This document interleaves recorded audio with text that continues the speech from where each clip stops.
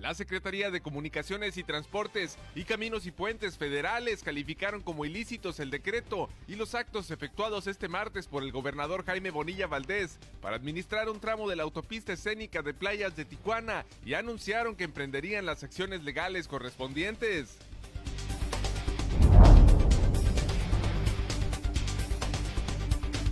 El delegado federal único de Baja California, Alejandro Ruiz Uribe, se pronunció a favor de lo realizado por Jaime Bonilla Valdés y señaló que no solo el tramo de la autopista de Tijuana debe pasar al estado, sino que toda la carretera escénica.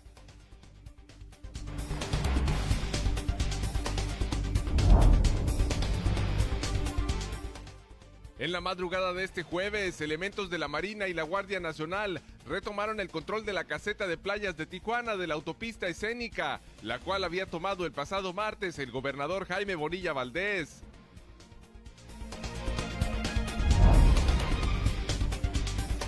De tener validez el decreto que dio al gobierno estatal, la administración de un tramo de la autopista escénica en Tijuana deberá aplicarse también en Ensenada para que los cobros de la caseta de San Miguel se queden en este municipio, expresaron dirigentes de distintas organizaciones empresariales.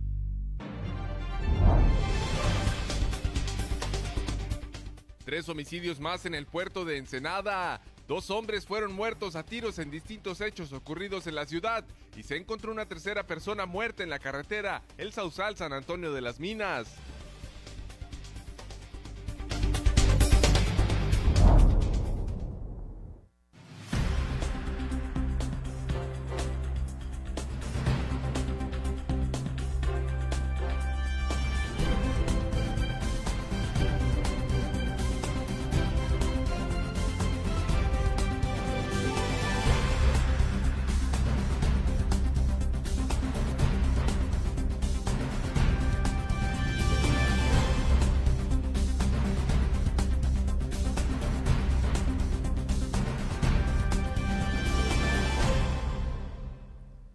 Bienvenidos a Zona Periodística de este jueves 9 de julio de 2020. Este noticiario es una coproducción del periódico El Vigía y En la Mira TV. Enfrentamiento legal y político entre el gobierno federal y la administración estatal en torno a la posesión y la administración de la caseta de peaje de Playas de Tijuana de la autopista escénica. La Secretaría de Comunicaciones y Transportes y Caminos y Puentes Federales calificaron como ilícitos el decreto y los actos efectuados este martes por el gobernador Jaime Bonilla Valdés para administrar un tramo de la autopista escénica en Playas de Tijuana y anunciaron que emprenderán las acciones legales correspondientes.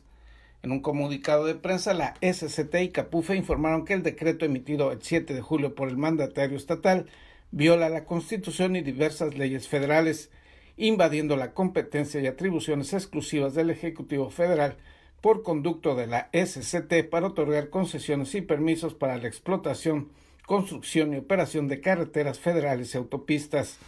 Agrega el posicionamiento de la Administración Federal que Capufe, como administrador y operador, procederá a iniciar las acciones legales correspondientes para que se le restituya la posesión y administración de la caseta y el tramo carretero. Concluye el boletín.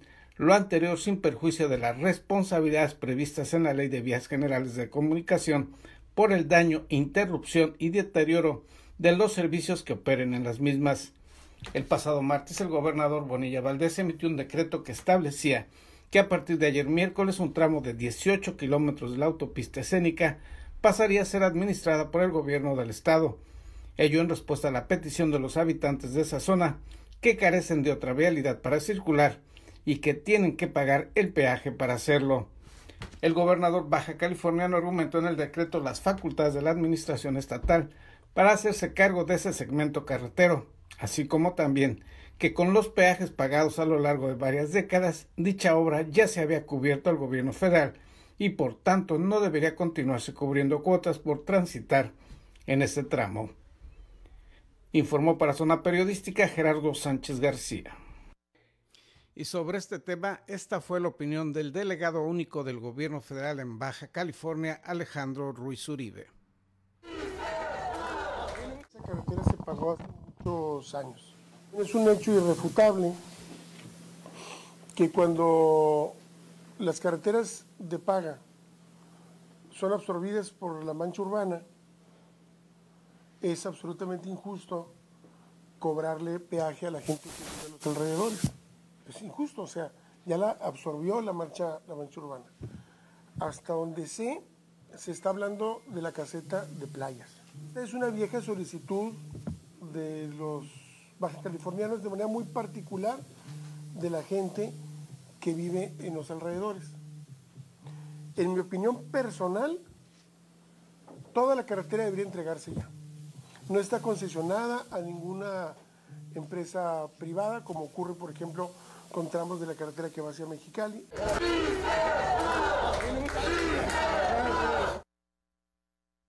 Y hace unas horas, la madrugada de este jueves, según las diferentes versiones, alrededor de las 3 de la mañana, elementos de la Armada de México y de la Guardia Nacional procedieron a desalojar a los elementos de la Fiscalía General del Estado que custodiaban la caseta de peaje de Playas de Tijuana. De acuerdo a los primeros reportes, se trató de una decisión directa del secretario de Comunicaciones y Transportes. Al realizarse el operativo, los elementos de la Fiscalía Estatal se retiraron sin oponer resistencia y también trascendió que tanto Caminos y Puentes Federales, CAPUFE, como la SCT, la Secretaría de Comunicaciones y Transportes, interpusieron denuncia en contra del gobernador Jaime Bonilla Valdés por la toma de la caseta efectuada ayer miércoles, y asimismo se reiteró la ilegalidad del decreto emitido por el gobernador del estado al respecto el pasado martes. Y antes de que se fijara la posición de la SCT y que se realizara este desalojo, empresarios locales dudaron primero del fundamento legal del decreto emitido por Bonilla Valdés en torno a dicho tramo de la autopista, pero reconocieron que se trata de un viejo anhelo de que esa productiva vialidad sea de beneficio directo a los bajacalifornianos y particularmente a los ensenadenses. De tener validez el decreto que dio al gobierno estatal la administración de un tramo de la autopista escénica en Tijuana, deberá aplicarse también en Ensenada para que los cobros de la caseta de San Miguel se queden en este municipio. Dirigentes de distintas organizaciones empresariales se manifestaron al respecto e indicaron que es un viejo anhelo de la sociedad ensenadense que lo que se recaude en dicha autopista deje un beneficio directo a los ensenadenses. Yo creo que esto cumpliría si más adelante concluye en que pase al Estado, en una petición de muchísimos años del sector empresarial, al menos de Ensenada. Armando León Petani, presidente de la Federación Coparmex, expresó sus dudas en torno al aspecto legal del mencionado decreto, pero al margen de ello dijo la intención de que dicha autopista sea manejada por la administración estatal es bueno y lo mismo deberá hacerse en el tramo ensenadense. Bueno, primero te comento que la decisión que tomó el gobernador, yo no sé si tenga algún fundamento legal o no, pero sin embargo me gusta lo que pudiera ser el inicio de rescatar finalmente la carretera escénica para que la maneje el Estado. Jorge Menchaca Cinesio, vicepresidente de la región noroeste de la Concanaco, expresó también sus dudas sobre el sustento legal del decreto de Bonilla Valdés y reiteró como un reclamo de los ensenadenses que los ingresos que se generen por la autopista escénica se apliquen para la región, tanto para la entidad como para el municipio. Habrá que estar muy atentos en qué es lo que va a suceder en términos legales, puesto que también tenemos que tener en claro que la Secretaría de Comunicaciones y Transportes es la encargada de este tipo de bienes nacionales. También tener en claro que CAPUFE únicamente es un organismo que regula todo lo que pasa ahí, pero el dinero con el que se mueve pues tiene un dueño y sabemos todos que es de Banobras, que es un organismo precisamente del gobierno federal que se encarga de generar obras de desarrollo para las comunidades y que, bueno, ese recurso pues es parte con el que cuentan ellos también para sacar adelante.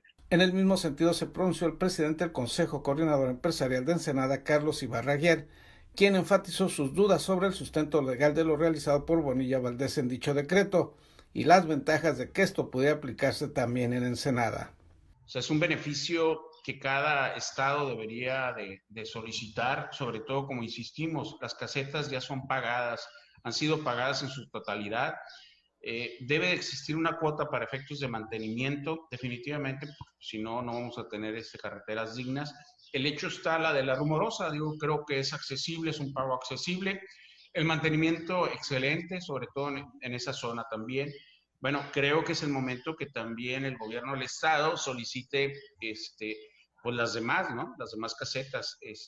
La opinión de estos empresarios fue solicitada antes de conocerse la postura de la Secretaría de Comunicaciones y Transportes, así como de Caminos y Puentes Federales de Ingresos, de calificar como ilícitos el decreto y los actos realizados por el mandatario estatal Bonilla Valdés para administrar el gobierno estatal dicho tramo de la mencionada autopista.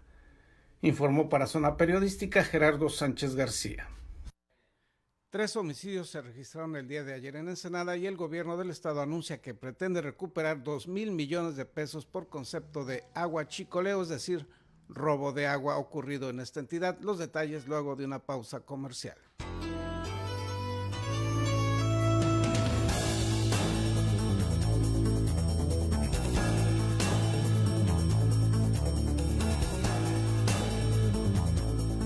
Hola, soy Gerardo Sánchez García y te invito a ver en La Mira TV, la plataforma digital de Ensenada. Síguenos a través de nuestras redes sociales.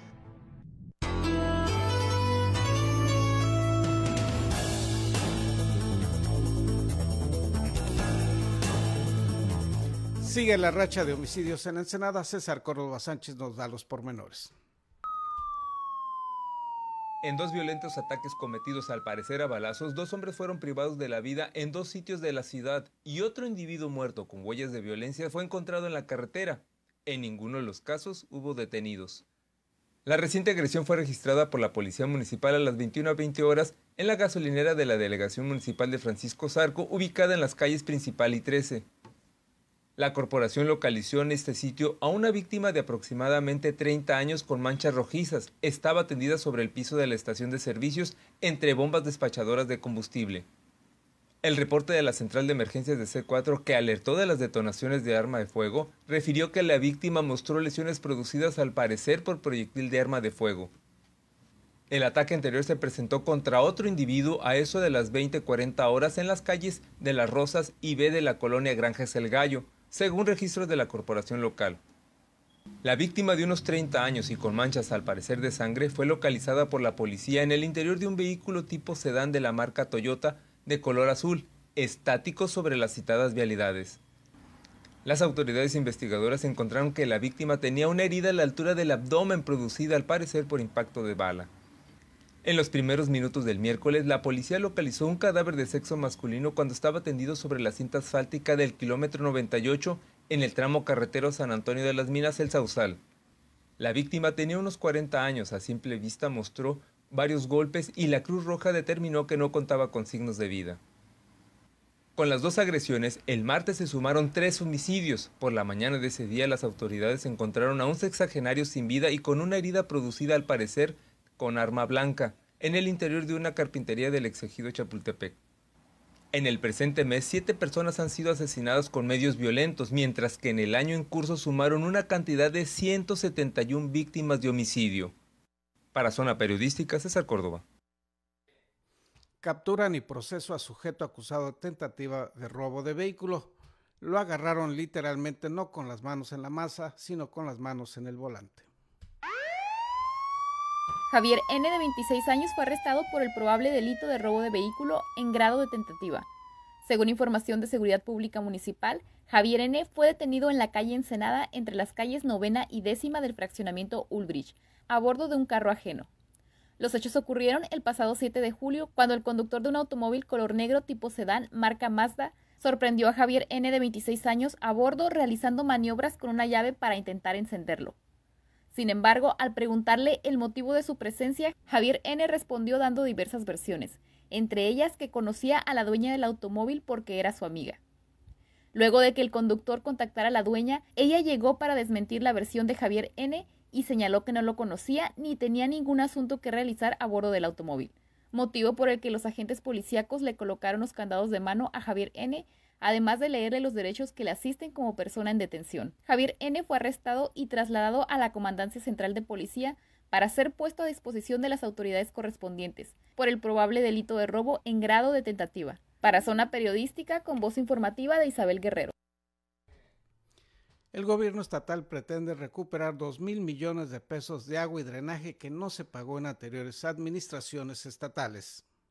Durante la transmisión del gobernador Jaime Bonilla, la secretaria de la Función Pública y Honestidad, Vicente Espinosa, informó que aumentaron a 30 las denuncias penales interpuestas en la Fiscalía General del Estado por el presunto robo de agua potable en Baja California cometido por funcionarios estatales y empresas. E indicó que se han abierto 35 carpetas de investigación que involucra a 129 funcionarios por haber cometido presuntamente delitos contra la Comisión Estatal de Servicios Públicos de Tijuana. Son contrataciones irregulares de medidores. Estas contrataciones irregulares de medidores, tenemos una situación en la que vemos que se les están dando los contratos sin tener la documentación adecuada, como son dueños de la propiedad, documentos que avalen que sí son pues los dueños titulares, ¿no? Abuso de autoridad, tenemos bastantes temas de esta situación de abuso de autoridad. Falta de tubería, nos encontramos ahí en las revisiones en algunos módulos, en algunos distritos de riego, en donde nos encontramos que existe faltante de material perteneciente a la CESP. Tenemos uno muy importante que sí quiero comentar, que es la defensa jurídica inadecuada, ya lo habíamos platicado. En esta área jurídica se tuvo que suspender, mucho personal se despidió, sin dejar, obviamente, la revisión de la presunta responsabilidad. Aquí tenemos nosotros un seguimiento inadecuado de los expedientes y sí decir que, por ejemplo, hay un expediente que ya lo vamos a pasar al Ministerio Público con una situación de 120 millones. La funcionaria estatal detalló que los delitos de los 129 funcionarios que están siendo investigados, 7 de ellos lleva un considerable avance y se encuentran en proceso para calificar los presuntos delitos que cometieron y serán turnados al Ministerio Público por un hecho penal. Seguramente íbamos a llegar a los 2,000 millones, ya estamos. Tenemos de eso 675 millones y nos resta por recuperar 1,323 millones. Pues esas son las cantidades, eso es el reporte que nosotros tenemos. Finalmente hay situaciones que no se pueden esconder, hay responsabilidades de tanto de subdirectores, directores, lecturistas, supervisores, que cada uno en su materia o en su ramo de trabajo tendrá una responsabilidad que afrontar. Informaron que durante las auditorías realizadas por la empresa Fisamex y la Secretaría de la Función Pública y Honestidad, informaron que se detectaron 833 empresas que tienen adeudos millonarios con la paraestatal y se acercan a los 2,000 millones de pesos. Ese es uno de los grandes problemas, la falta de responsabilidad, de ética, de moral, ¿ya? De los servidores públicos, que nada han venido a servirse, no a servir. Sí, y que también es una responsabilidad si no se sabe del tema o no se tiene conocimiento, el haber actuado por omisión, el no haber investigado o desarrollado bien su trabajo, también es una falta y ahorita ya está tipificado, también es un problema de un delito si no tenía la capacidad y se prestó a un puesto que no le tocaba, ¿no? Por su parte, el director de Fisamex, Manuel García, informó que fueron detectadas 20 nuevas empresas que presuntamente tienen adeudos de consumo de agua potable ante la Comisión Estatal de Servicios Públicos. Entre los deudores se encuentran hoteles, bancos, desarrollos inmobiliarios y empresas conocidas en la entidad y cuya suma asciende a los 108 millones de pesos. Durante la conferencia, el gobernador Jaime Bonilla, un representante del desarrollo habitacional Punta Azul en Playas de Rosarito, señalado como deudor, entregó un cheque por el adeudo de más de 40 millones de pesos, informó Ana Lilia Ramírez. Hace unos minutos le informábamos sobre el desalojo realizado por elementos de la Armada de México y de la Guardia Nacional de elementos de la Fiscalía General del Estado que custodiaban la caseta de peaje de Playas de Tijuana, tomada el día de ayer por el gobernador Jaime Bonilla Valdés y liberada del pago de peaje. Esta madrugada, según las diferentes versiones, alrededor de las 3 de la mañana, estos elementos desalojaron al personal de la Fiscalía que vigilaba esta zona y retomó Caminos y Puentes Federales la posesión, la administración y el cobro de peaje cancelado por el gobernador a través de un decreto emitido el pasado martes y que el gobierno federal calificó de ilegal, de ilícito. También las acciones del gobernador fueron señaladas tanto por la SCT, la Secretaría de Comunicaciones y Transportes, como Caminos y Puentes Federales, como ilegales, por lo que se anunció que se presentó denuncia penal en contra de estos actos del mandatario estatal. Vamos a ir a una pausa, le tendremos la información sobre el COVID-19 en Baja California.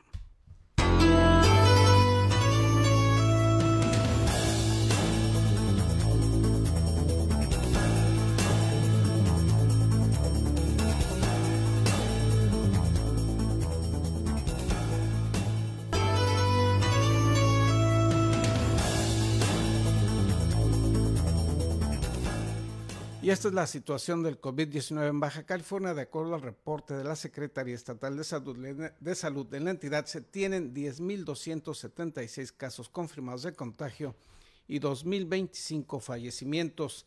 El desglose por municipalidades es el siguiente. En Mexicali se reportan 5,709 casos registrados de contagio y 934 defunciones por la pandemia. En Tijuana son 3,052 las personas registradas como contagiadas y 905 las muertes por el COVID-19. En Tecate son 248 los contagios confirmados y 63 los decesos. En Playas de Rosarito hay 111 casos registrados confirmados y 12 muertes por dicho coronavirus. En Ensenada se reportan 1,156 personas registradas como contagiadas y son 111 los fallecimientos por el COVID-19. Esto de acuerdo al reporte oficial de la Secretaría Estatal de Salud durante las primeras horas de este jueves. ¿Cómo califican los mexicanos a sus respectivos gobernadores en torno a sus políticas de respuesta a la pandemia? De ello hablaremos en la siguiente entrevista. Saludamos a Alejandro Caso Nieblas, director de CAUDE o CAUDADE, siempre se me confunde el nombre, pero lo saludamos. Ya se hace esta nueva evaluación sobre el COVID y la visión que tienen sus gobernados de los respectivos gobernadores de las entidades. ¿Qué resultados se arrojan? Antes que nada, agradecer el tiempo para esta entrevista. Al contrario, Gerardo, muchísimas gracias y te hago la precisión, es CAUDAE. CAUDAE. No, pero no te preocupes. Tercera medición, Gerardo, que hacemos para evaluar cuál es el trabajo que están desempeñando los gobernadores en torno al COVID. Venimos haciendo de diferentes autoridades. Ya la vez pasada hacíamos el ejercicio en el tema de alcaldes y en esta ocasión hicimos el reciente ejercicio en el tema de gobernadores. Es decir, lo que medimos es la percepción de los ciudadanos sobre sus gobernadores en el tema COVID. Es decir, cuál es el trabajo, si el trabajo lo están haciendo aceptable o no en torno a este tema que a todos nos está afectando. Déjame decirte que encontramos resultados diferentes y hablo primero en el aspecto, algunos puntos en temas generales. Decirte que en esta ocasión, por primera vez, solamente tenemos un gobernador, que es el caso de Mauricio Vila de Yucatán, por encima del 60%. Tiene un 61.2% de aprobación de acuerdo a las medidas que ha venido tomando sobre el tema COVID. De ahí en fuera, todos los gobernadores están por debajo del 60%. Lo resalto porque es la primera vez que nos pasa en esta medición. Después tenemos a la jefa de gobierno de la Ciudad de México, Claudia Sheinbaum, en la segunda posición con el 59.8%. Este ha sido un resultado, a fin de cuentas, de Claudia Sheinbaum hasta cierto punto con algo de polémica. Nos preguntan y nos dicen, oye, ¿cómo en la Ciudad de México, zona metropolitana, lugar donde más gente contagiada se tiene a nivel nacional? Ciertamente también es donde hay mayor número de población. Pero déjame decirte, creo que es un punto importante. Claudia Sheinbaum, como jefa de gobierno, si bien ha acompañado al gobierno federal en las acciones fundamentales en este tema, también se ha logrado separar en aquellas decisiones que han sido trascendentales. Por ejemplo, el uso del cubrebocas. El gobierno federal no lo tiene como una política pública. Ella sí lo ha utilizado como una política pública obligatoria para los ciudadanos que habitan en la Ciudad de México sobre el uso de cubrebocas o otro tema importante, las pruebas rápidas. Entonces, bueno, importante señalar ese punto. Tenemos entonces solamente un gobernador encima del 60%, o sea, 60 bajos, pero arriba del 60%. Después tenemos 8 gobernadores que están todavía dentro de los 50% de aprobación, pero a partir del del 10º lugar hacia el número 32, son gobernadores por debajo del 50% de aprobación. ¿Qué nos está diciendo esto? Que la gente está siendo mucho más estricta, está castigando mucho más a la autoridad en el tema pues, de COVID. ¿Por qué? Porque independientemente que tenemos un tema de salud muy importante, tenemos otra crisis que ya hemos venido platicando contigo, Gerardo, que es el tema económico. Mientras la autoridad, gobierno federal, estatal y municipal, no asuman un riesgo y destinen recursos a atender políticas públicas que vayan con el propósito de solventar el tema económico de diferentes maneras o de la manera que más crean ellos convenientes, van a seguir teniendo estas calificaciones bajas. Entonces tenemos por eso nos llama la atención, pues digamos, es el primer información o descubrimiento que tenemos de este ejercicio. En el caso de Baja California, ¿qué lugar ocupa en esta evaluación? Y comparativamente a la anterior medición, ¿cómo se mueve? ¿Se queda estático? ¿Cuál es la situación? El gobernador de Baja California, Jaime Bonilla, tuvo un incremento en su aprobación. En el anterior ejercicio lo teníamos en la posición número 15, avanza 5 posiciones para ubicarse dentro de los primeros 10 gobernadores, ciertamente de los gobernadores ya por debajo del 50% de aprobación, pero se ubica en la posición número 10. ¿A qué le atribuyo o a qué le atribuimos nosotros? Gran parte de esto tiene que ver con las medidas que él ha venido tomando en otros temas. Así como hay gobernadores que también son muy afectados en temas que no tienen que ver única y exclusivamente con el tema COVID. Tenemos el caso de Guanajuato o el caso de Sonora, gobernadores y gobernadora pues que siempre estaban dentro de las primeras 10 posiciones y están fuera ya de los primeros 10 lugares por los temas muy fuertes que han incidido en la percepción ciudadana en el tema de inseguridad. En el caso del gobernador Bonilla me parece que ha sido bien tomado por la ciudadanía este tema de estar cobrando o exhibiendo pues a todos aquellos empresarios que tienen una deuda importante, particularmente en el tema del agua con la Comisión Estatal de Servicios Públicos. Me parece que son acciones que le sumaron bien al gobernador Bonilla y también hay que decirlo así, otros gobernadores que salieron de este top 10, vamos a decirlo así, estos primeros 10 lugares por una mala percepción en el tema de inseguridad. Pero hay que decirlo así, incrementó hasta en 5 posiciones en comparación con nuestro último ejercicio, el gobernador Jaime Bonilla. Es decir, aunque esta evaluación va dirigida al tema COVID, pues no dejan de impactarle los otros factores, acciones de gobierno, ya sean positivas o negativas. Definitivamente, sería muy difícil pensar que la percepción ciudadana se mueve única y exclusivamente sobre un tema muy en particular, aún así se lo estés preguntando. También hay que recordar algo, a la gente cuando hacemos este ejercicio, la gente reacciona de acuerdo a lo que pasó en los días anteriores, inmediatos pues al levantamiento que estamos haciendo. Por eso se habla y es muy trillado cuando se dice que es una fotografía del momento. Sí, sí lo es. Hay temas que influyen en la percepción ciudadana que en ese momento expresan pues su opinión positiva o negativa. Y déjame decirte nomás que hay otros gobernadores pues, que salen muy mal calificados, como es el caso de Colima en la posición número 32, el caso de Puebla, Miguel Barbosa, y tenemos también el caso de Morelos en la posición número 30, y me llama mucho la atención que por segundo ejercicio consecutivo Veracruz, un estado muy castigado también por el tema de inseguridad, que también se ubique en las últimas posiciones. Entonces, tenemos movimientos importantes. Generalmente hay algunos gobernadores que se mantienen dentro de los primeros 10 lugares y hay otros que salen u otros que después regresan a esos lugares. El caso del gobernador Bonilla, nosotros lo teníamos en otras mediciones lo teníamos en los primeros lugares, sobre todo en los primeros meses, cuando él ingresa a su mandato. Ya no había aparecido dentro de las primeras posiciones y en este último mes aparece en la 10ª posición. Habrá que esperar en el siguiente ejercicio si, digámoslo, su evaluación es constante o sigue teniendo estos altibajos que hemos encontrado en las diferentes mediciones. ¿El próximo ejercicio de evaluación es también sobre el tema COVID o se van en general a la política de gobierno?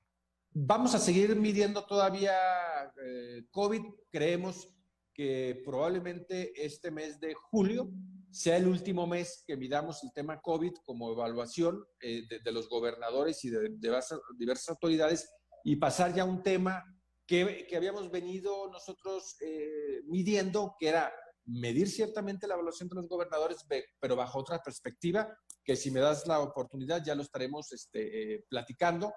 Y estamos evaluando si ya regresamos a esa medición o todavía julio o inclusive agosto todavía seguimos con el tema COVID, pero bueno, andamos en ese tenor discutiendo los temas al interior de nuestra empresa y decirte que la siguiente evaluación que tenemos es de alcaldes todavía sobre el tema COVID. Le agradecemos a Alejandro Casonibla esta plática y estaremos pendientes de los resultados del próximo ejercicio. Al contrario, un placer, Gerardo, poder platicar contigo y con toda tu público que con lo anterior sigue. Concluimos la edición de hoy. Le agradecemos que nos haya acompañado. Le recordamos, seguimos en semáforo rojo epidemiológico, así que por favor haga todo lo necesario y posible por quedarse en su casa.